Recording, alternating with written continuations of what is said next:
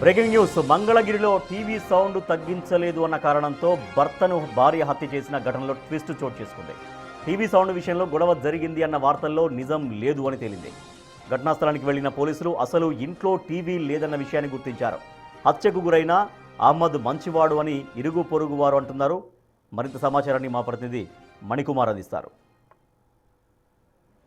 నిన్న మంగళగిరిలో దారుణ ఘటన చోటు చేసుకుంది. టీవీ సౌండ్ తగ్గించమని వారించినందుకు భర్తను అతి కిరాతకంగా కత్తితో దాడి చేసి హత్య చేసిందో భార్య. ఏదైతే ఘటన జరిగిందో మంగళగిరిలో, ఆ మంగళగిరిలో ఉన్నటువంటి టిడ్గో గృహాలకు సంబంధించి నేను ప్రస్తుతం ఏదైతే ఘటన జరిగిందో ఆ ప్రాంతంలో ఉన్నానో, ఎవరైతే షేక్ అహ్మద్ అదేవిధంగా క్రాంతి ఇద్దరు కూడా గత కొన్ని నెలలుగా కూడా సహజీవనం చేస్తున్నారో, కొన్ని నెలల క్రితం ఇద్దరు కూడా ఇష్టపూర్వకంగా పెళ్లి చేసుకొని ఇక్కడే ఇదే ఇంట్లో ఉంటున్నారు. ఏదైతే ఘటన జరిగిన ఇల్లు ఉందో ఆ ఇంటి ముందే ఉన్నాను. ఒకసారి మీరు విజువల్స్లో చూడొచ్చు. ఈ ఇంట్లోనే షేక్ అహ్మద్ అదేవిధంగా క్రాంతి ఇద్దరు కూడా ప్రేమ వివాహం చేసుకొని ఇక్కడే జీవనం సాగిస్తూ ఉన్నారు.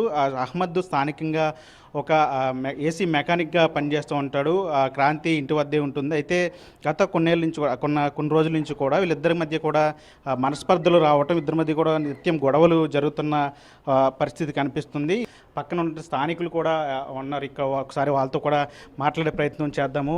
ఏం జరిగింది నిన్న మధ్యాహ్నం నుంచి? అసలు లోపల ఏం జరిగిందో తెలియదు సార్, మాకు తెలీదు. ఆ అబ్బాయి మాత్రం తలుపు తీసుకొని బయటకు వచ్చి ఇక్కడ నిలబడి కేకేసాడు. ఆంటీ ఆంటీ అని కేకేస్తే బయటకు వచ్చాను నేను.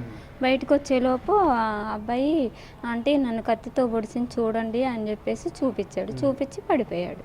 ఇంకంతే. మీరు చూసారా కత్తి ఘాట్లో ఉండటం? అంటే మీద చూసారా? మళ్ళీ పేగులు కూడా ఇక్కడ దాకా ఇలా రావడం చూసాను సార్. చూసి భయపడిపోయి టెన్షన్కి నాకేం చేయాలో అర్థం కాలే. కింద వాళ్ళని పిలిచాను. పిలిస్తే మా బ్లాక్లో ప్రెసిడెంట్ గారు వచ్చి పోలీసు వాళ్ళకి ఫోన్ చేశారు. అది జరిగింది. అంటే అతనికి కట్టు కూడా కట్టారు. పొడిచిన తర్వాత ఎవరు కట్టారు? ఆ కట్టు ఆవిడే కట్టింది. ఆ అమ్మాయే కట్టింది. ఆ అమ్మాయే చున్నీ తీసుకొచ్చి ఇంట్లోకి వెళ్ళి చున్నీ తీసుకొచ్చి కట్టింది. ఇంకా అంటే ఈ టీవీ సౌండ్ వల్లే గొడవ జరిగిందంటే లేకపోతే ఏం జరిగి ఉంటుంది? సంగతి మనకేం తెలియదు సార్. తలుపులు వేసి ఉన్నాయి కదా. ఆ అబ్బాయి బయటకు వచ్చి కేకేస్తేనే వచ్చా నేను. అది అంటే ఎలా ఉండేవాళ్ళు? ఎన్నాళ్ళ క్రితం వాళ్ళు ఈ ఇంట్లోకి వచ్చారు? ఎలా ఉంది? సంవత్సరం అయింది. మామూలుగా కొట్టుకుంటానే ఉంటారు, మళ్ళీ కలిసి ఉంటారు. ఇంత ఘటన జరిగిద్దని మేము అనుకోలేదు. పెళ్లి చేసుకున్న వాళ్ళు లేదంటే చేసుకున్నారు. ఎన్నాళ్ళ క్రితం అయింది పెళ్లి? ఒక 4 నెలలు 5 నెలలు అయి ఉంటుంది అంతే. అంటే వాళ్ళ కుటుంబ సభ్యులు ఎవరన్నా ఇక్కడ రావడం లేదు. అలాంటివి ఏమీ లేవు. కుటుంబ సభ్యులు ఎవరు రాలేదు. వాళ్ళ అహ్మద్ వాళ్ళ అమ్మ మాత్రం వచ్చింది. ఒకసారి ఏమో వచ్చింది అంతే. నిన్న గొడవ జరిగేటప్పుడు వాళ్ళ నాన్న వాళ్ళ అమ్మ ఇద్దరు వచ్చారు. ఆ అమ్మాయిని కూడా కొట్టారు వాళ్ళ నాన్న. ఏం చూసావు నువ్వు నిన్న?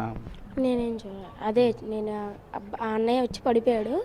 ఇంకా అదే చూశాను నేను. ఇంకా ఏం చూడలేదు. ఏం చెప్పాడు బయటకు వచ్చి? ఆ కత్తితో పొడిచిందని చెప్పాడు అంతే.